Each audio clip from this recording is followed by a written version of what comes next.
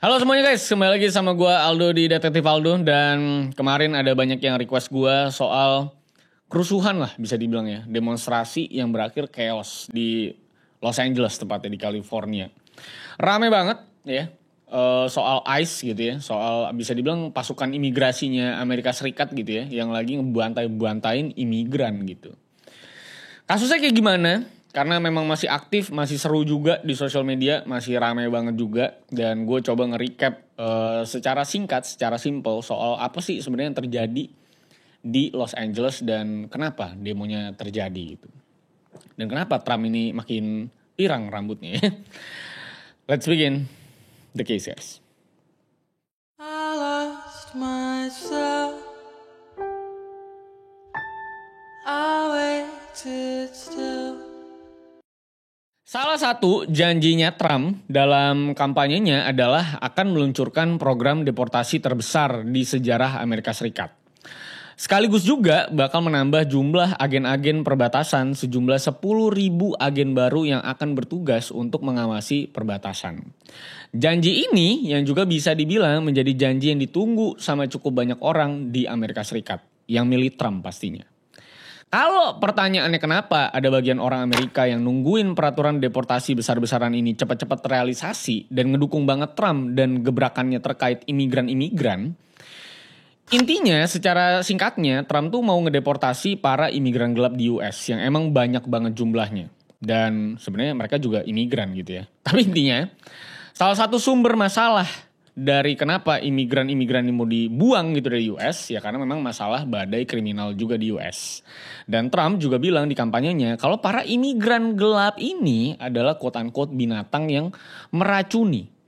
ngeracunin darah bangsa Amerika Serikat. Kira-kira kayak gitu. Kalau secara ekonomi, banyak yang dukung Trump dengan agenda deportasi besar-besaran sepanjang sejarah Amerika ini, itu juga karena kondisi US juga lagi gila-gilaan banget. Lu kalau ke US gitu ya, homelessnya tuh udah di mana-mana. Literally ada di mana-mana, lebih banyak bahkan dari Jakarta. Jam 7-8 malam, kalau lu misalnya kayak berpelesiran ke Venice Beach gitu, itu tempat wisata kan ya. Nah itu tempat wisata malam-malam tiba-tiba berubah menjadi rumahnya homeless yang tidur-tiduran di sepanjang Venice Beach dan di WC umumnya juga. Dan kalau lu nonton vlog gue di TLM, itu nyeremin banget buat kita para turis buat jalan-jalan santai di pantai Venice Beach. Apalagi badan kita kecil-kecil gitu kan. Ngelihat bule-bule yang gede-gede gitu dan tidur-tidur di bergelimpangan di mana-mana mengerikan sekali. Dan kondisi ini juga teraplikasi di berbagai negara bagian lain di United States. Nah, karena ekonomi lagi nggak bagus di sana, housing crisis juga kejadian di Amerika Serikat, biaya hidup makin mahal juga di sana. Nah, banyak orang yang beranggapan orang-orang yang resmi dan emang penduduk resmi US itu jadi harus bersaing, memperebutkan pekerjaan, tanah dan lain-lain dengan para imigran gelap yang mungkin kagak bayar pajak sebanyak mereka. Jadi anggapannya harusnya tuh gue sebagai penduduk resmi itu tidak rebutan lah sama para imigran gelap ini. Harusnya mah semua yang ada di Amerika Serikat dan fasilitasnya itu milik kita-kita yang resmi gitu kira-kira. Pendapat para pendukung Trump. Makanya si Trump ini mau deportasi 10-20 juta imigran gelap lah dari US dengan data tercatat sepanjang 2022 itu sebenarnya ada 11 jutaan imigran. Berarti ada selisih sekitar 8 juta orang imigran gelap yang mungkin belum tercatat jelas yang bakal ikut dipulangkan atau dideportasi atau bahkan ditangkap. Makanya keinginan Trump ini banyak didukung sama orang. Nah beberapa minggu ke belakang, setelah peraturan deportasi ini dilakukan dengan cukup gila-gilaan, khususnya di LA yang memang nampung banyak banget imigran, muncullah protes yang makin hari makin ngeri di LA. Di sosmed pun rame dengan gerakan ICE Protest. Nah ICE sendiri adalah Immigration and Customs Enforcement. Ini simpelnya mah kayak pasukan untuk ngurusin imigrasi dan para imigran gelap di sana. Kerjaannya ngejar-ngejar imigran gelap lah bisa dibilang. Nah diprotes karena memang ini pasukan ICE ini nangkepnya katanya suka-suka dia aja. Gak ada surat pengadilan dan cuman berbekal surat penangkapan doang. Bisa nangkep orang sembarangan dan ngacak-ngacak tempat sembarangan buat nyari imigran gelap anggapannya. Ini juga kejadian sebenarnya terjadi karena diasumsikan karena ICE ini ditargetin sama White House nih. Sama si Trump buat menangkap 3.000 imigran setiap harinya lo bayangin. Jadi lu bisa bayangkan dengan target sebanyak itu per hari, ICE ini harus putar otak buat memenuhi target itu. Lu bisa bayangin isi kepala orang ICE, ini kita harus cari orang Latin di mana lagi gitu. Buat ditangkap, buat memenuhi target mereka. Kayak lagi disuruh jualan Miomatic aja gitu menurut gua. Emang absurd aja itu ya. Dan kalau ngomongin salah satu kasus terbesar dari imigrasi dan imigran ini, yang memang asal-asalan ini, itu terjadi di awal bulan Maret 2025.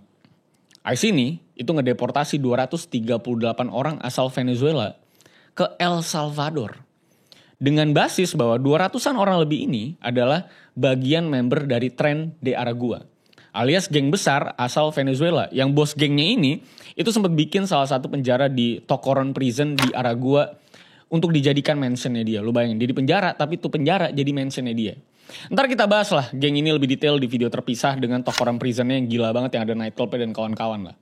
Intinya mah secara singkat geng ini bahaya banget dan kabarnya antek-antek geng ini banyak yang beroperasi di US juga untuk melakukan banyak tindakan kriminal, jual narkoba, trafficking dan lain-lain.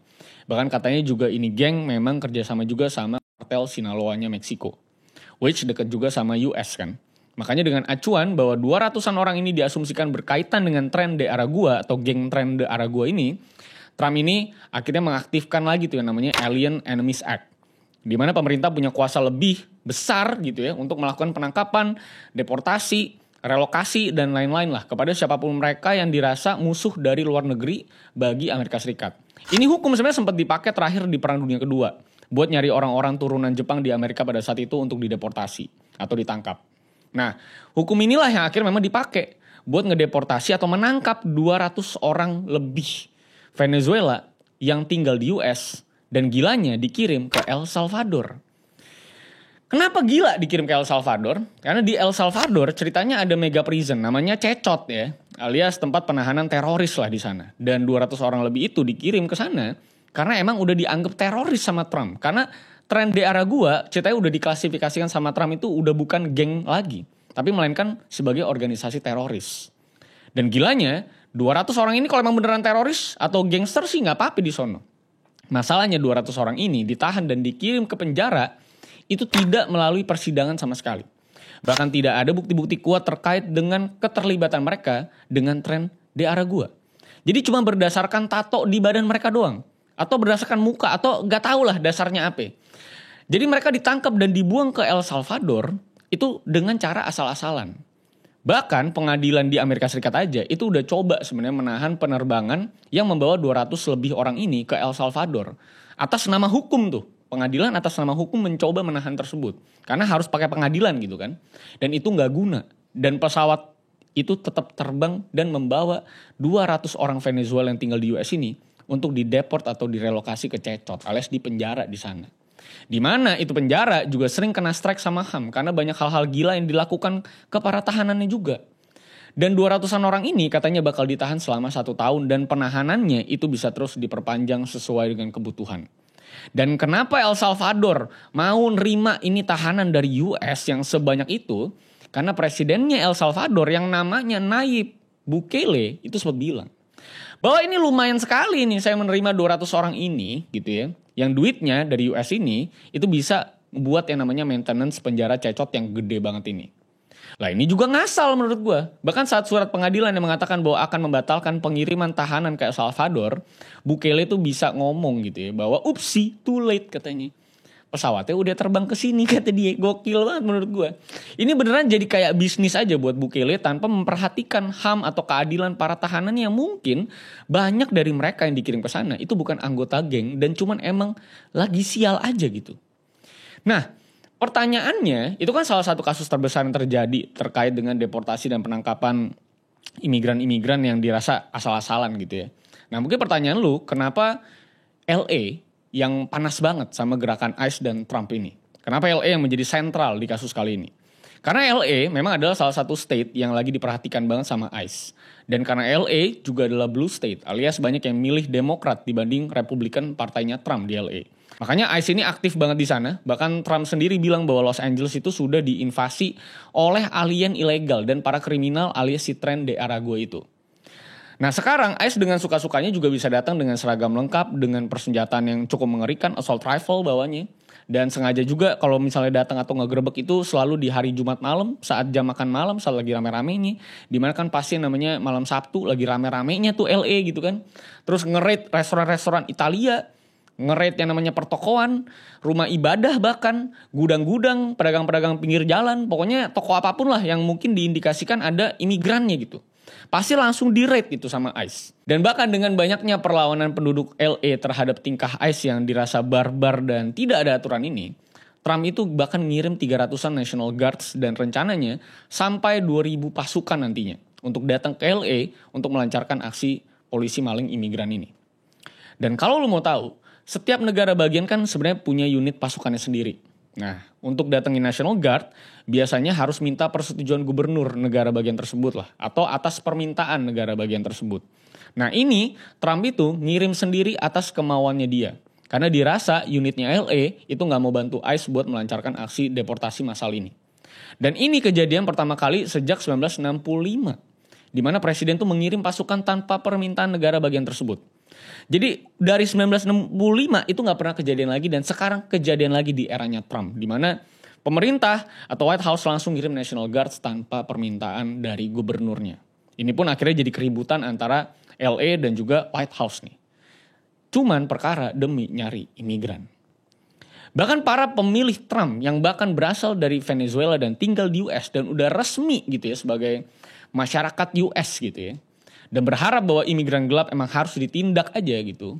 Itu cukup menyesal gitu mereka tuh milih Trump. Karena salah satu anggota keluarga mereka yang juga sudah resmi gitu sebagai penduduk US. Walaupun memang dulunya adalah orang Venezuela. Itu ternyata juga ikut ketangkep tanpa alasan yang jelas. Dan dikirim juga ke El Salvador. Kececot tuh. Dengan pernyataan bahwa gak mungkin bisa membebaskan orang tersebut juga. Setelah mereka coba ajukan banding. Gila gak lu? Orang yang gak ada salahnya dikirim dan dinyatakan gak bisa dibebasin dengan alasan apapun. Ini menurut gue memang agak over ya buat Trump melakukan tangkep buta kayak gini ya. Walaupun memang alasan konkretnya semenjak krisis ekonomi di Venezuela memang banyak tuh orang-orang atau gangster-gangster dari sana, dari Venezuela yang pergi ke negara lain untuk cari duit. Karena Venezuela tuh udah gak bisa kasih duit banyak lah. Dan bahkan Venezuelanya sendiri mengalami peningkatan keamanan di sana. Security jadi lebih baik lah sekarang. Karena gangsternya itu banyak yang cabut dari sana dan banyak yang akhirnya ke US untuk memulai bisnis kriminal mereka di negara-negara lain.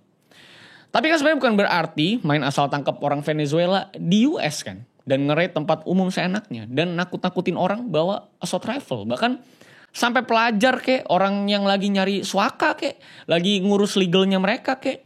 Sekarang semuanya bisa dideportasi sepihak sama Trump tanpa lu bisa ngapa-ngapain.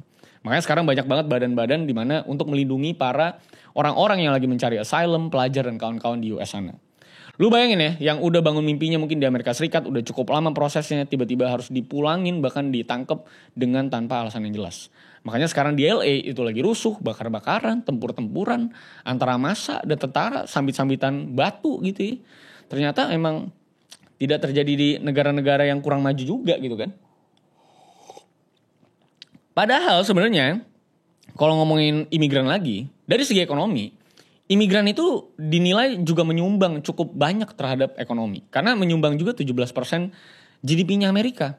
Ngebuka banyak lapangan pekerjaan juga para imigran ini. Karena biasanya imigran kan lebih giat kerjanya gitu ya. Prinsipnya biasanya kayak gitu tuh.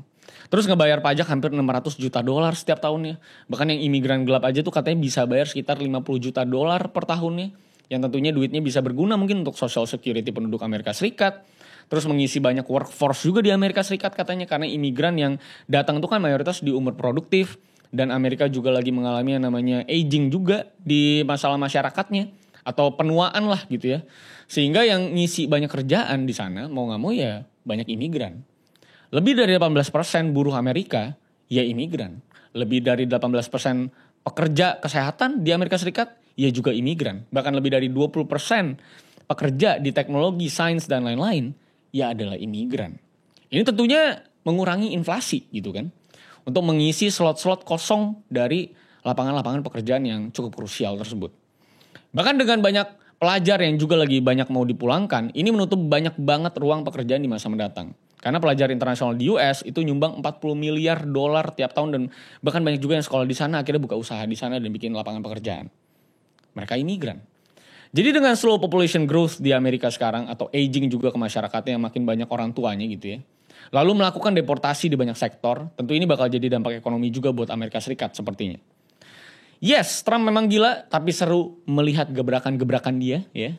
Negara yang suka mengobok-ngobok negara lain sekarang lagi memang diobok-obok sama presidennya sendiri. Itu kira-kira singkatnya apa yang terjadi sama LA dan ICE gitu ya. Kayak rokok ya LA ICE ya. Jadi tapi lu bisa mencoba menelisik kasusnya jauh lebih besar lagi karena ini lebih wide lagi dan gua nggak tahu sih, kayaknya ini bakal masih cukup panjang prosesnya dan bakal akan banyak chaos di tempat-tempat lain pastinya dengan kalau caranya sama gitu ya. Ini pasti akan terus terjadi. Apalagi polisi-polisinya atau ICE ini juga cukup defensif ya sama masyarakat ya. Bahwa mereka dikatakan memang selalu pakai topeng, pakai masker supaya nggak kelihatan. Karena katanya polisi ini orang-orang yang kelihatan atau pasukan ICE yang kelihatan mukanya itu biasanya sampai diancam, dibunuh dan segala macam lah. Jadi mereka akhirnya pakai mask gitu, pakai topeng. Dan polisi-polisinya atau kepala-kepala bagian dari ICE ini juga udah mengatakan lah bahwa kalau misalnya pasukan mereka sampai diserang sedikit pun gitu ya, cuma dilempar batu atau disentil kupingnya gitu ya, itu bakal dibalas balik, bahkan bisa dituntut hukuman selama 5 tahun penjara, bahkan bisa lebih panjang dari itu. Bahkan kemarin ada yang nyambit pakai batu nih ya, itu ditangkap dan coba disebarkan kayak ini orang tuh lagi nyari teroris gitu, kayak ini orang tuh ngelempar batu kayak ngelempar bom gitu. Jadi menurut sebegitunya mengerikannya gitu ya orang-orang ini ya, si Ice ini ya, Ice Baby ini ya. Jadi memang sangat-sangat agresif sekarang karena targetnya tinggi banget dan kita akan lihat lah gerakan Trump ke depannya terkait dengan namanya imigran ini kayak gimana.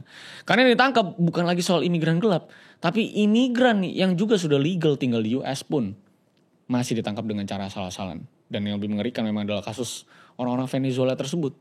200 orang ditangkap. Dikirim ke penjara cecot deh di El Salvador, dibawa pegunungan berapi di sono. Gila, itu salah satu prison yang juga gila yang mungkin suatu saat bisa kita bahas.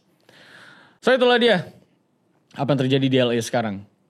Kita akan doakan yang terbaik supaya cepat-cepat damai gitu ya. Kalau kalian punya opini, komentar, sentimen terkait dengan peristiwa ini bisa tulis di kolom komentar. Terima kasih sudah menonton sampai akhir. Sampai jumpa di kasus-kasus selanjutnya. Masih banyak kasus yang bisa kita bahas. So, see you on the next case, guys.